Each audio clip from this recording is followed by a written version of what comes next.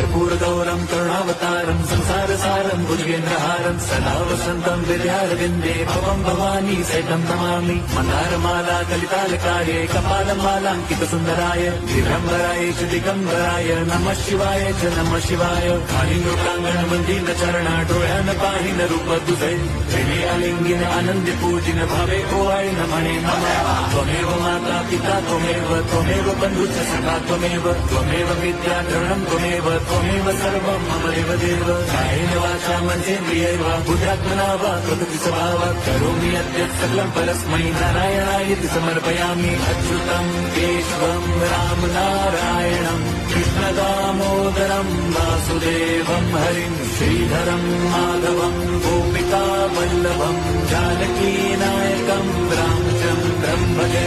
Hare Ram Ram Ram Hare Hare Hare Krishna Hare